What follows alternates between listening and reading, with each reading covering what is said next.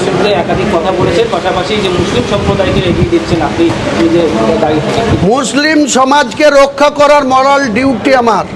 আমি যতক্ষণ বেঁচে থাকবো কোনো মুসলিমের উপরে আঘাত আসলে মুসলিমদের নিয়ে তাদের রক্ষা করা, তাদের অধিকার রক্ষা করার দায়িত্ব আমি নেব। আমার জীবনের বিনিময়ে হলেও আমি করব, যা খুশি করে না, কোনো অসুবিধা নেই।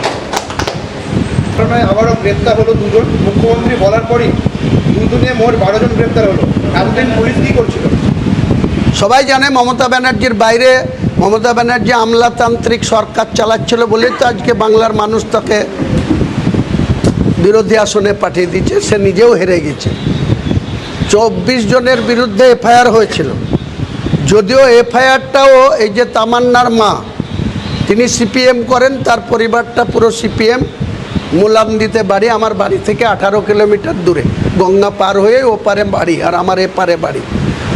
এই মহিলাও অত্যন্ত বাচাল মহিলা। একটা তার মেয়ে যেভাবে বোমে আঘাতে মরেছে তার নিন্দা করার বা তার পাশে থাকার কোনো কিছু দিয়েই পূরণ হয় না। আমি সম্পূর্ণভাবে তামান্নার এই হত্যাকারীদের শাস্তি চাই।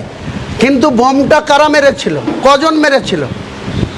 ওখানে সিপিএম, ওই সেজমিলন্দিতে সিপিএমের শক্তিশালী সংগঠন, তারা নির্বাচনের টাইমে আলিফা আহমেদ, যে নাসিরউদ্দিন আহমেদ যে কালীগঞ্জের বিধায়ক ছিল, তার মৃত্যুর পরে যে উপনির্বাচন, যেটা 23শে জুন রেজাল্ট হয়েছিল, 23শে জুনের যেখানে তার বাড়িতে গিয়ে বোম মেরেছিল, ওই মেয়েটা নিষ্পাপ ছিল, তার কোনো দোষ ছিল না তামান্নার। কিন্তু তার মা বাপের ক্যাডারগিরির জন্য সেই বোমটা তার বাড়িতে মারতে গিয়ে দুর্ভাগ্যবশত তামান্নার গায়ে বোম লেগেছিল। বোম ছুঁড়েছিল তো দুজন ব্যক্তি, তাহলে সাজা হলে, ফাঁসি হলে সেই দুজনের হবে, বা দুজনের সঙ্গে যদি 8-4 জন সাপোর্ট দিয়ে থাকে তাদের 6 জনের হবে। একবারে ভোটার লিস্ট দেখে 24 জনের নামে এফআইআর করে দিল।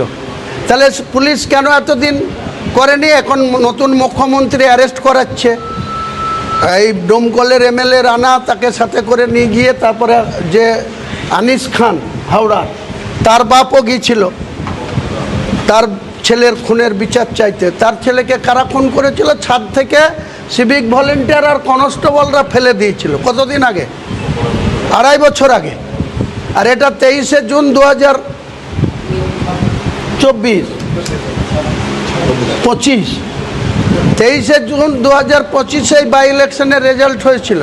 কারণ 1 জানুয়ারি নাসিরউদ্দিন খাঁ মারা গিয়েছিল। জুন মাসে বাই ইলেকশনের রেজাল্টের দিনে তামান্নার উপরে বোমের আক্রমণ এসেছিল। আমরা চাই তামান্নার খুনিরা সাজা পাক, কিন্তু 24 জন কেউ খুনের সঙ্গে যুক্ত ছিল না। আজকে এই সরকার খুব তৎপর যে কোথায় কোথায় মুসলমানদেরকে জেলে ভরা যাবে, এই পরিকল্পনা নিয়ে যারা প্রকৃত খুনি তাদের কিন্তু অ্যারেস্ট করেছিল পুলিশ। এখন যারা 24 জনের মধ্যে 10 জন 11 জন অ্যারেস্ট ছিল। আজকে মুখ্যমন্ত্রী আবার পুলিশকে বলে, পুলিশ মন্ত্রী তিনি, তাই তারা অ্যারেস্ট হচ্ছে। প্রমাণ করতে হবে তো যে 24 জন তামান্নাকে, একটা মহিলাকে, একটা বাচ্চা মহিলাকে একটা বোম মেরে 10টা মানুষ খুন হয়ে যেতে পারে একটা বোম চার্জ করলে, কিন্তু সে একা খুন হয়েছে। খুনটা জঘন্য, তার শাস্তি হওয়ার দরকার। কিন্তু 24 জন বোম মেরেছে, 24 জন মানুষকে ফাঁসি দিচ্ছে কে? আগেই বলেছিলাম, মরছে কে মুসলিম, মারছে কে মুসলিম, কেস খাচ্ছে কে মুসলিম, জেল খাচ্ছে কে মুসলিম, আর ডিম খাচ্ছে কে? দারোগা বাবুরা। আজকে মুর্শিদাবাদ জেলায় যত দারোগা বাবু হয়েছে সব নদিয়ার বাঙালদের ছেলে। আমি মুখ্যমন্ত্রীকে এরপরে লিখিতভাবে বলবো, মুর্শিদাবাদে হাওড়া জেলা থেকে দেওয়া হোক এখানে পোস্টিং, উত্তর 24 পরগনা জেলার লোককে পোস্টিং দেওয়া হোক। কেন লাগাতারভাবে নদিয়ার যারা প্রকৃত মুসলিম বিরোধী, যারা ওপার বাংলা থেকে এসছে, দিয়ে Bongaon sub division, Ranaghat sub ডিভিশনে বসবাস করে, তাদের ছেলেরা সবাই পড়ালেখা শিখে পুলিশের চাকরি করে। আর কি পুলিশের সাব ইন্সপেক্টর নেই? শুধুমাত্র বাঙালদের ছেলেদেরকে নিয়ে এসে মুর্শিদাবাদের মুসলমানদেরকে শাসন করতে হবে? এটা কোন নীতি? আর আমরা কি একদম হয়ে আছি, চুরি পড়ে আছি যে আমাদেরকে যা বলবে তাই শুনতে হবে? তাদের বিরুদ্ধে অ্যান্টি করাপশনেও যাব, তাদের বিরুদ্ধে ভিজিলেন্সেও যাব। একটা দারোগা কত টাকা করে মাইনা পায়? 2 বছরের যদি দারোগাদের অর্থনৈতিক ব্যাপারটা ইনকোয়ারি করে, অ্যান্টি করাপশন ডিপার্টমেন্ট ইনকোয়ারি করে, একজন দেখবেন কেউ 50 কোটি টাকার মালিক হয়ে গেছে, কেউ 30 কোটি টাকার মালিক হয়ে গেছে। এগুলা কি দুর্নীতি না? তৃণমূলের দুর্নীতিবাদদের যেমন জেলে ঢুকাতে হবে, তেমনি পুলিশ প্রশাসনের মধ্যে এখনও দুর্নীতি চলছে। এখনও শুভেন্দু অধিকারীর পুলিশ মন্ত্রী, এখনও এই জেলায় নির্বিচারে দুর্নীতিকে প্রশ্রয় দেওয়া হচ্ছে। আমরা দেখতে পাচ্ছি তাদের বিরুদ্ধে কোনো ব্যবস্থা নেই, তাদের বিরুদ্ধে কোনো মুখ খুলছে না।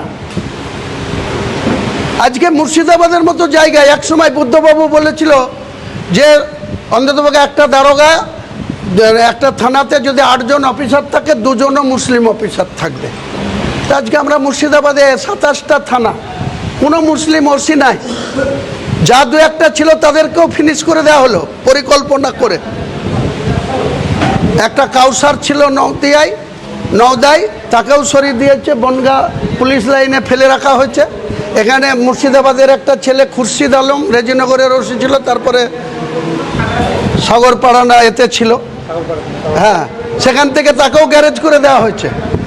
এটা কি ধর্মনিরপেক্ষ রাষ্ট্র, না এটা কি হিন্দুস্থান হয়ে গেছে যে তারা যা বলবে তাই শুনতে হবে আমাদেরকে? তারা সংবিধান মেনে চলুক, তারাও শপথ নিয়েছে। একসময় ভারতবর্ষের প্রধানমন্ত্রীকে প্রাক্তন প্রধানমন্ত্রী অটল বিহারী বাজপেয়ী গুজরাটে সময় বলেছিল যে আপনি রাজধর্ম পালন করুন। আজকে এখানে এসে কি আরম্ভ হয়েছে? মুর্শিদাবাদটা নিয়ে কি ছেলে মানুষই করা হচ্ছে?